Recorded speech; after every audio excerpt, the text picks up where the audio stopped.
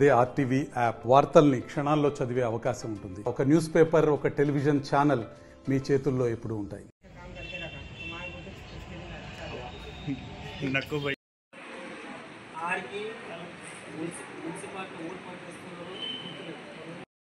పారిశుద్ధ కార్మికులు మున్సిపాలిటీ వారి యొక్క వేతనాలు పెంచుమని జీవో నంబర్ 60 2021 ఇవ్వడం జరిగింది. అయితే దీని విషయంలో ఇప్పటివరకు వేతనాలు పెంచలేదు. ఇంకోటి వాళ్ళ చేతికి డబ్బులు ఇస్తున్నారు, అకౌంట్లో డబ్బులు కాకుండా చేతికి ఇస్తున్నారు. కార్మికులకు న్యాయం చేయాలని ఆర్డీఓ ద్వారా మీరు కలెక్టర్ గారికి ఒకసారి రిప్రజెంట్ చేస్తారని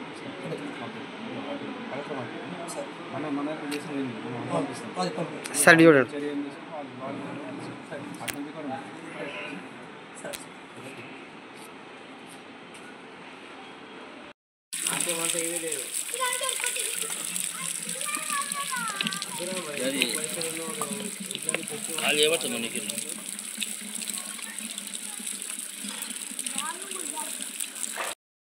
పనిచేస్తున్నారు. వారి యొక్క వేతనాలు పెంచాలని జీవో నంబర్ 60/2021 జీవో రావడం జరుగుతుంది ప్రభుత్వం నుంచి. వారి యొక్క జీతాలను ఇప్పటి వరకు ప్రభుత్వం పెంచలేదు. మరియు ఏదైతే జీవో నంబర్ ఉందో ఆ జీవో ప్రకారం వేతనాలు పెంచాలని ఆర్డీఓ గారికి వినతి పత్రం ఇవ్వడం జరిగింది. అదేవిధంగా ఏదైతే కార్మికులు ఉన్నారో అవుట్సోర్సింగ్ కానివ్వండి, కాంట్రాక్టు పద్ధతిలో పనిచేస్తున్న వారు కానివ్వండి, వారి యొక్క వేతనాలు వారి యొక్క అకౌంట్లో కాకుండా కొందరికి మాత్రం అకౌంట్లో జమ చేస్తూ మిగతా వారికి చేతులు ఇవ్వడం జరుగుతుంది. ఎందుకంటే చేతులు ఇవ్వడం వలన అవినీతికి ఆస్కారం ఉంది. కావున ఏదైతే కార్మికుల యొక్క వేతనాలు ఉన్నాయో దీంట్లో భారీ మొత్తంలో అవినీతి జరిగిందని నేను ఆర్డీఓ గారికి అదేవిధంగా కలెక్టర్ గారికి కంప్లైంట్ చేయడం జరిగింది. ఏదైతే ఈ అవినీతి జరిగిందో ఈ అవినీతిపై సమగ్ర విచారణ జరపాలని కలెక్టర్ గారికి కోరుకుంటున్నాను. మున్సిపల్ కమిషన్ మాట్లాడుతున్నాను. మా దగ్గర శానిటేషన్ డిపార్ట్మెంట్లో 140 మెంబర్స్ వర్కర్స్ ఉన్నారు. వారికి 110 మెంబర్స్కి మా దగ్గర అకౌంట్స్ ఉన్నాయి. వాళ్ళందరికీ ఆన్లైనే శాలరీస్ ట్రాన్స్ఫర్ చేయడం జరుగుతుంది. ఇంకా 30 మెంబర్స్కి వాళ్ళకి అకౌంట్స్ లేవు.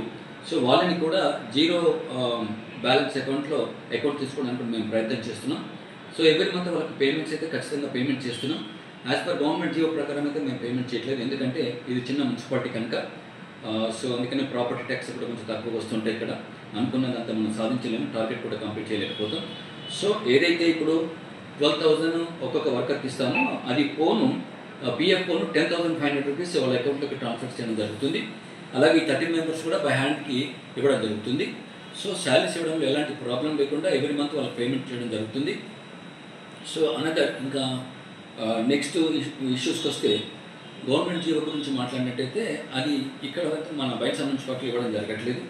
ఎందుకనగా అది గ్రేడ్ 3 మున్సిపాలిటీ. సో అంతగా మనకి ఫండ్స్ ఉండవు. ప్రాపర్టీ ట్యాక్సెస్ కూడా ఎక్కువగా పేమెంట్ ఉండదు కనుక దాన్ని దృష్టిలో పెట్టుకొని వాళ్ళందరికీ మేము ఈ రకంగా పేమెంట్ చేయడం జరుగుతుంది.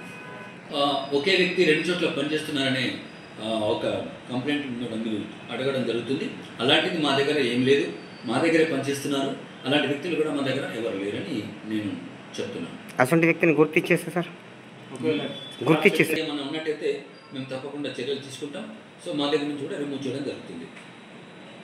మరిన్ని వీడియోస్ కోసం ఛానల్ ని సబ్స్క్రైబ్ చేయండి. లేటెస్ట్ అప్డేట్స్ కోసం వాట్సాప్ ఛానల్ ని ఫాలో చేయండి. అండ్ లింక్ డిస్క్రిప్షన్ లో ఉంది.